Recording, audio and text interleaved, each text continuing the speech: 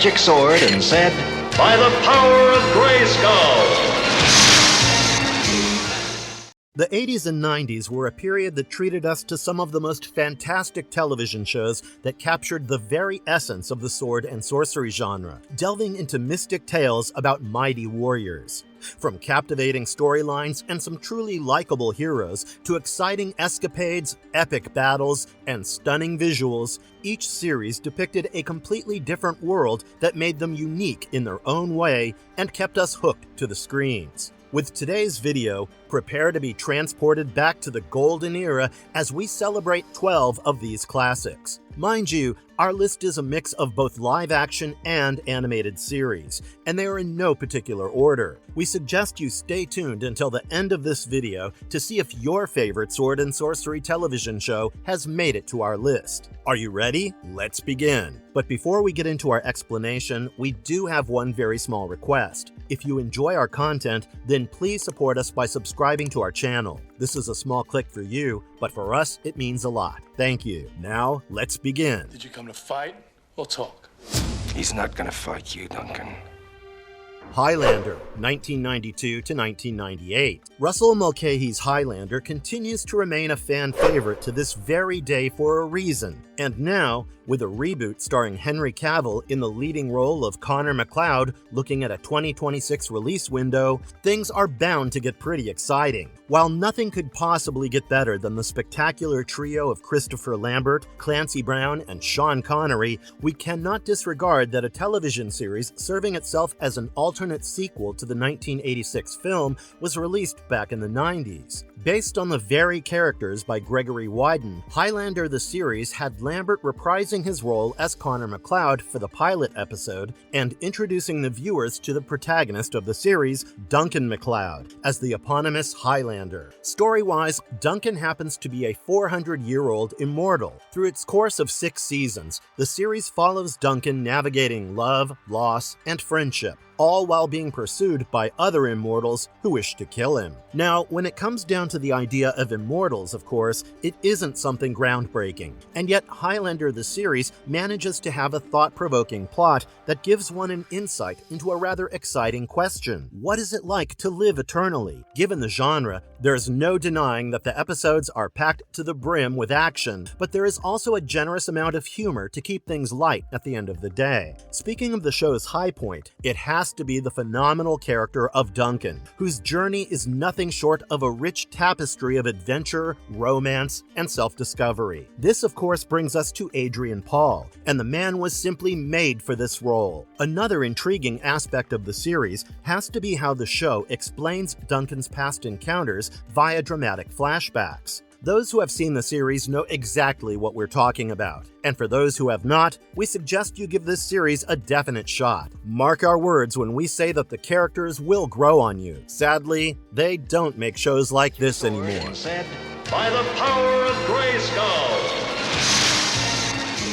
He-Man and the Masters of the Universe, 1983 to 1985. First things first, you are not entitled to call yourself a true 80s kid if you did not grow up watching Lou Scheimer's He-Man and the Masters of the Universe. Who would have ever thought that a toy line would end up having such an expansive franchise? Anyway, coming back to this top-rated animated show here, it ran for 2 seasons, generating a total of 130 episodes. Now, in terms of the storyline, the mighty He-Man is seen going against the evil forces of Skeletor to defend his planet Eternia and safeguard the very secrets of the mysterious fortress of Castle Grayskull from which the former draws his powers. As one of the most fondly remembered shows of the 80s, He-Man and the Masters of the Universe gave us an arresting storyline with iconic characters, engrossing visuals, and dare we disregard the compelling banter. While it might look somewhat cheesy and cheap by today's standards, it's pretty hard to find someone who dislikes this show. What we're looking at happens to be a classic tale of good versus evil, and each episode on display was a story in itself, jam-packed with colorful, fleshed-out characters and valuable lessons.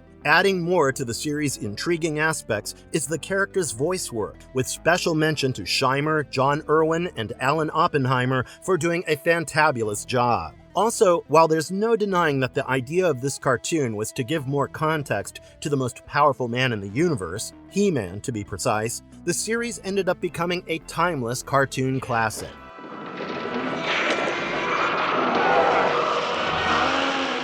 Wizards and Warriors, 1983. A creation of Don Rio specifically for Warner Bros. Television, Wizards and Warriors was a true classic in every possible way, and truth be told, one actually has to watch the show to comprehend and appreciate the comedy. Spanning over one season with 8 one-hour episodes on display, this comedy adventure fantasy series is set against the backdrop of the medieval realm of Apparins, and follows the exploits of two rival kingdoms, Cartea and Camarand. It is the ongoing battle of good versus evil taking place between Prince Eric Greystone and Prince Dirk Blackpool that primarily drives the plot amidst mythical creatures and magical artifacts. And dare we disregard the beautiful maidens? Wizards and Warriors remains a nostalgic reminder of the 80s fascination with fantasy and adventure to this date. The cast members Duncan Reger, Julia Duffy, and the late Jeff Conaway in particular deserve special mention for delivering memorable performances.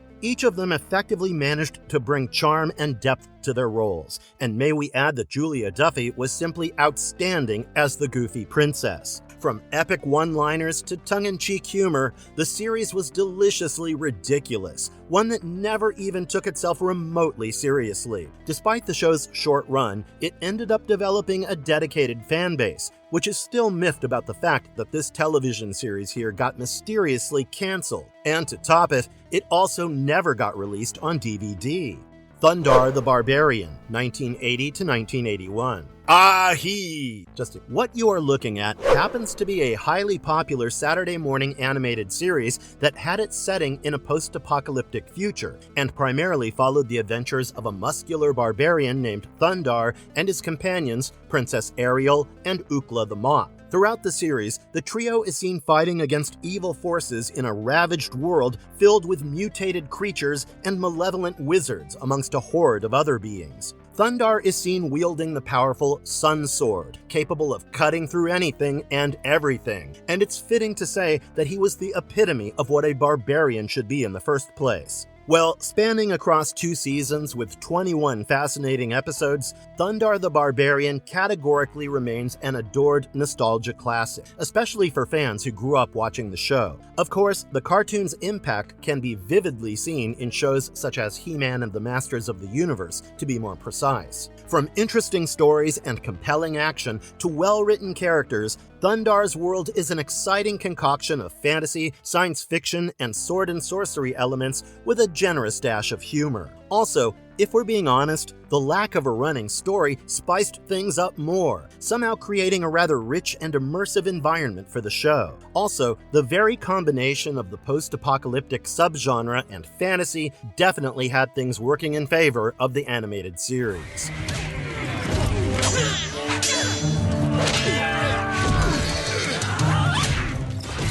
Xena Warrior Princess, 1995 to 2001. Created by John Schulian and Robert Tappert, Xena Warrior Princess happens to be a spin-off of the 1995 TV series Hercules: The Legendary Journeys. In case you did not know this, Xena was a recurring character in Hercules who was originally meant to die in her 3rd appearance. However, given the popularity of Xena's character, the producers decided to develop a spin-off series that would be solitarily based on Xena's daring feats. Now, story-wise, Xena Warrior Princess follows an infamous warrior princess with a dark past, setting out to redeem herself. On the way, she's joined by a simple farm girl named Gabrielle, who not only ends up becoming Xena's most trusted companion, but also her comrade in arms, and together they're seen traveling around the ancient world, taking down merciless warlords, and even gods for that matter. This critically acclaimed television series had a 6-season run featuring a total of 134 exhilarating episodes. The high point of the show was obviously Xena, or Lucy Lawless to be more specific, and may we just add here that Lucy was way ahead of her time in the series, providing a solid foundation for every moment in the show. Also, Gabrielle's character arc is highly captivating. Her transformation from a hapless farm girl to becoming Xena's companion and much more is highly praiseworthy. Now, in terms of what drove the show's narrative, it has to be the compound character development of Xena, her epic transition from a villain to a hero. While there is no denying that this series might seem a bit campy and cheesy to an extent, mark our words when we say that the unique blend of action, adventure, drama, and humor makes it a fantastic fun watch at the end of the day. Enslaved as a boy, Conan grew into a warrior. He escaped to Conan the Adventurer, 1997 to 1998. Based on the iconic character created by Robert E. Howard back in 1932, Max A. Keller came up with a television live-action adventure series that featured a total of 22 action-packed episodes. Needless to say, Conan the Adventurer follows the very adventures of the powerful and fearless Conan as he is seen battling against the evil forces in the Hyborian Age. The TV show fundamentally explores Conan's quest for justice and revenge against the all-powerful sorcerer His Azul, who not only slaughtered his parents, but also enslaved his people. It would be advisable to avoid comparing this action-packed fantasy with the 1982 sword and sorcery flick starring the legendary Arnold Schwarzenegger in the titular role. With that being said, this live-action television series has Conan facing off against mythical creatures, corrupt rulers and warlords, and the occasional dark sorcerers. Special mention to German actor and former competitive bodybuilder Ralph Müller for his notable performance as Conan the Cimmerian, for his notable performance as Conan the Barbarian. Also, episodes titled Lair of the Beastman and The Siege of Alsan Bar are delightful because they have a bit of everything, starting from monsters, epic sword fights, and dare we disregard the women on display. If the series is to be judged individually, it isn't half as bad as people make it out to be. However, the constant harsh comparison meant that the show didn't stand a chance with the viewers, despite being good otherwise. Damn you, Hera!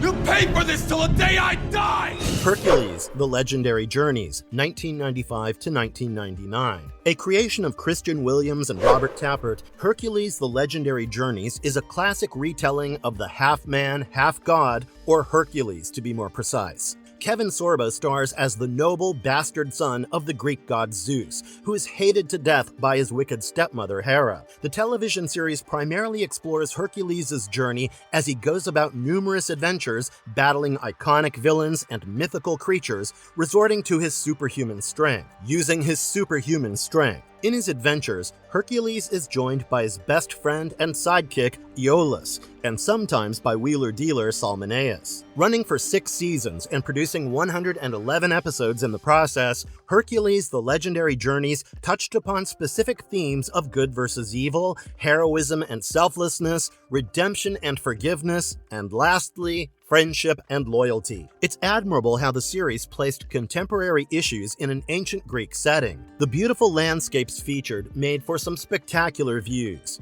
Add to this the extensively choreographed action sequences and the engaging storylines that never had a dull moment. Sorbo, as Hercules, added a breath of fresh air to a character who, despite his own personal losses, is seen believing in good and going out of his way to navigate his destiny and personal growth. Amongst other notable mentions are Michael Hurst in the role of Iolaus, Bruce Campbell in the character of Autolycus, Kevin Smith as Ares, and Alexandra Tidings as Aphrodite. Hercules: The Legendary Journeys continues to remain one of the best shows of the good old 90s, and there are no second thoughts about it. Story of a warrior who communicates with animals, who fights sorcery.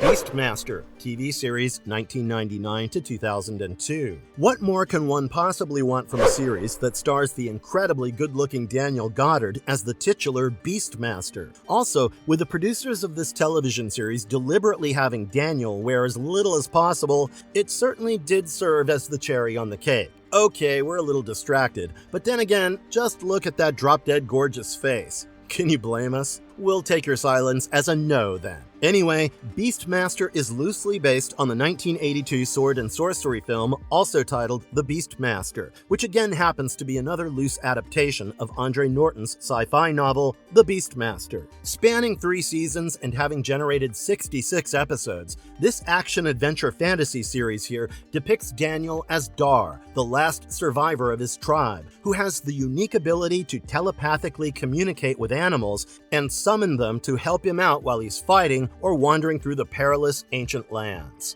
First things first, Beastmaster is a fantasy show that's meant to entertain you and keep you hooked to the screens. Of course, this brings us to Daniel Goddard, who inevitably happens to be the high point of the series for obvious reasons stated before. But on a serious note, what really makes the show even more exciting is the fact that here, characters actually get killed. When we say characters, we're referring to major ones, and the narrative is seen moving on without them. If you ask us, isn't that the whole point of adventure in the first place? This categorically made Beastmaster different from its contemporary shows, and to top it, Goddard was stunning all throughout. Another aspect happens to be the ethereal quality present in the beautiful rainforest setting that actually played a primary role in literally every episode. Of course, those who have seen the series will undoubtedly agree with us on this. No wonder Beastmaster remains a beloved cult classic, one that's celebrated for its unique blend of fantasy, adventure, and animal-centric storytelling. Conan, the mightiest warrior ever! His quest! Conan the Adventurer, 1992 to 1993. Developed by Christy Marks, who, mind you, also served as the sole story editor, this animated TV series here had a 2-season run, having on display 65 episodes. Since the series was a cartoon mainly made for children, despite it being based on John Milius's 1982 sword and sorcery film Conan the Barbarian, certain aspects were purposely changed, keeping the younger audience in mind. One of the most notable changes was Conan's family transformed into stone statues rather than being slaughtered by the snake cult. Also, the snake cult depicted in the series is quite different than what was featured in the movie. The animated series has the evil sorcerer Rathamon leading the snake cult as its high priest, and he's also responsible for using the spell of living stone upon Conan's family. From high-quality animation to top-notch voice acting to cleverly written episodes, solid action sequences, and a catchy theme song, it's fitting to state that Conan the Adventurer was nothing short of a masterpiece right from the first episode to its climactic ending. If you ask us, we find it pretty baffling that an animated series that was made for children in the first place happens to be the best iteration of Conan. You can agree to disagree, but you can't deny the attention to detail this series has given to almost every aspect. Let's take the Star Metal sword for example. The very design and the bluish hue made it look so cool. Next, we have Conan, who was brilliantly designed with that perfect tinge of barbarian roughness. Then comes the main antagonist of the series, who, if we may add, happens to be one of the most badass villains to have ever been depicted on screen. We cannot help but wonder why the series was so heavily underrated.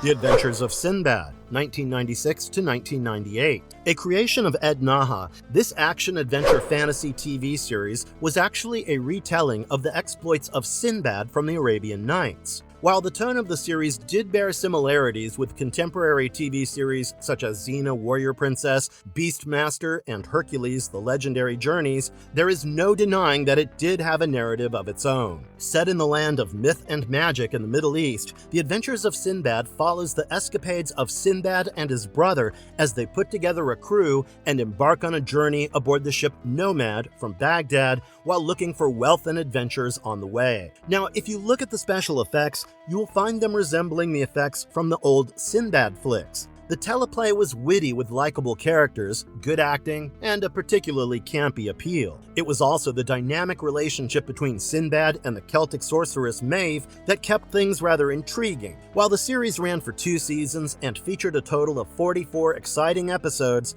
the second season took a darker turn, thereby dividing the audience and their very opinions. For the honor of Grayskull!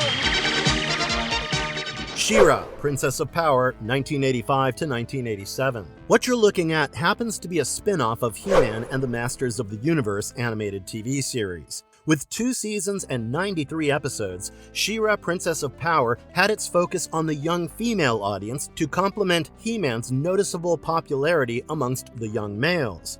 Now, in terms of the storyline, She-Ra followed the escapades of Princess Adora, or in other words, the twin sister of Prince Adam. Wielding her sword of protection, Adora can transform into She-Ra like Adam can into He-Man. This show categorically had better villains than He-Man, and if you think the same, don't hesitate to give She-Ra, Princess of Power a shout out in the comments section. If you look at it, She-Ra had it all in terms of action, sorcery, moral dilemmas, and pure fantasy. The animation was spot on given the 80s standards. And the stories were brilliantly done, too. And it's fitting to be addressed as another brilliant classic of the good old 80s. A whisper in my ear, a voice so strong. The Legend of Prince Valiant, 1991 to 1994. This animated series was actually based on the Prince Valiant comic strip, which was created by the late Canadian-American comic strip artist and writer Hal Foster. Story-wise, this television show was set during King Arthur's reign and revolved particularly around an exiled prince who, after having a series of dreams in which King Arthur calls him to the kingdom of Camelot, embarks on a quest to become one of the Knights of the Round Table. The Legend of Prince Valiant is a relatively faithful rendition of Foster's classic comic strip, with engaging storylines, memorable characters, and a good mix of action, adventure, and humor. This animated series here is an overlooked gem, given its detailed artwork, classic storytelling, timeless themes, and excellent animation amidst vibrant backgrounds. In fact, the story structure of The Legend of Prince Valiant was also a revolutionary thing for its time. Having the storyline and characters simultaneously develop as time in the show goes on